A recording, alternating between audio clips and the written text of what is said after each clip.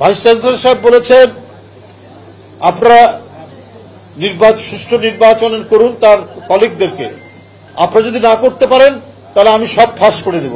আপনি কি ফাঁস করবেন? কি গোপন রেখেছেন? একটা নির্বাচনে তো সবকিছু উন্মুক্ত থাকতে হবে।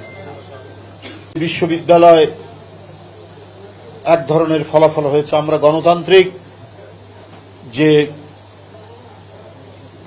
ইচ্ছা, গণতন্ত্রের সাধারণ জনগোষ্ঠী বা ছাত্র সমাজের ইচ্ছার প্রতিফলন, তার বিরুদ্ধচারণ করি না, কিন্তু এই প্রতিফলন ঘটানোর জন্য যদি কোনো ইঞ্জিনিয়ারিং হয়, আমি জালিয়াতির চাইতে ইঞ্জিনিয়ারিংকে প্রাধান্য দিচ্ছি, নানা কৌশল করা হয়, তাহলে এটা কিন্তু ধরা পড়বেই, যেটা আমরা জাহাঙ্গীরনগর বিশ্ববিদ্যালয়ে দেখলাম, ঢাকা বিশ্ববিদ্যালয়।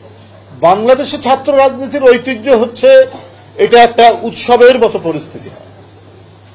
সেই উৎসবে যারা পূর্ববর্তী যারা বিশ্ববিদ্যালয়ের ছাত্র সংসদের প্রতিনিধি ছিলেন, ভিপিজিএস ছিলেন, তারা যায়, তারা কথা বলে, কিন্তু ঢাকা বিশ্ববিদ্যালয়ের ভাইস চ্যান্সেলর তিনি কোড অফ কন্ডাক্ট তৈরি করলেন। তিনি তৈরি করলেন একটা আচরণ বিধি, যে বাইরের কেউ আসতে পারবে না। ভাই, বিশ্ববিদ্যালয়টা কি বিচ্ছিন্ন কোনো দেশ নাকি? ভ্যাটিকান সিটি তো নয়, দেশের মধ্যে দেশ তো নয়। সারা বাংলাদেশের জীবনের যে প্রবাহ, সমাজের যে আকাঙ্ক্ষা, সেটা প্রতিফলিত হয় বিশ্ববিদ্যালয়। যারা বিশ্ববিদ্যালয়ের সাবেক ছাত্র, প্রাক্তন ছাত্র, তাদেরও বিশ্ববিদ্যালয়ের সাথে একটা মিথস্ক্রিয়া থাকে, একটা ইন্টারাকশন থাকে। এই কারণে ইউনিভার্সিটি অ্যালুমনাই আছে, ডিপার্টমেন্ট ওয়াইজ আছে, সব বিষয়ে, কারণ একটা বিশ্ববিদ্যালয়ের সাথে একটা সম্পর্ক রাখা। কারণ যে প্রতিষ্ঠানে 4-5 বছর একটি ছাত্র পড়ে, তার মধ্যে একটা আবেগ তৈরি হয়।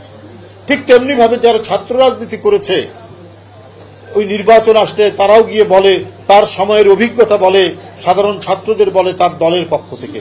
কিন্তু এই বিশ্ববিদ্যালয়ের ভাইস চ্যান্সেলর একটা উদ্দেশ্য সাধনের জন্য সরকারের কিছু মানুষের সাথে যোগসূত্র হয়ে তিনি হাত পা বেঁধে একটা একচেটিয়া নির্বাচন করার প্রচেষ্টা তিনি করেছেন। তাকে কত টাকা আপনি ঘুষ দিয়েছেন কিনা এই সন্দেহ তো মানুষ করতেই পারে। আপনি ঘুষ দিয়ে মুখ বন্ধ রাখার চেষ্টা করেছেন, না হলে কথা আপনি বলবেন কেন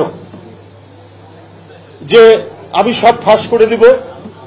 তাহলে গোপন কোনো একটা মেকানিজম, একটা কলাকৌশল আপনি নিশ্চয়ই তৈরি করেছেন, যে কারণে এই কথাটি আপনি বলছেন। এই প্রশ্ন, এই সন্দেহ, এই সংশয় সবার মধ্যেই এটা তৈরি হতে পারে। বিশ্ববিদ্যালয়ের ব্যালট পেপার ছাপানো হবে, ব্যালট বই ছাপানো হবে, সেটা একটি ব্যক্তি প্রতিষ্ঠানকে কেন? জাহাঙ্গীরনগর বিশ্ববিদ্যালয় তাই সেখানে শিক্ষকরা পর্যন্ত বর্জন করেছেন অনিয়ম দেখে। ব্যালট বই ছাপানো হবে, সেটা ছাপাবে সরকারি কোনো প্রেস, বিজি প্রেস হতে পারে অথবা অন্য কোনো প্রেস। সেই ব্যালট পেপারের মধ্যে কোনো নাম্বার নেই। সেই ব্যালট পেপার ছাপানো হচ্ছে প্রাইভেট কোনো প্রেস থেকে, যে প্রেসের মালিকের সাথে একটি বিশেষ রাজনৈতিক দল, তাদের সম্পর্ক আছে। এটাও প্রমাণিত হয়েছে।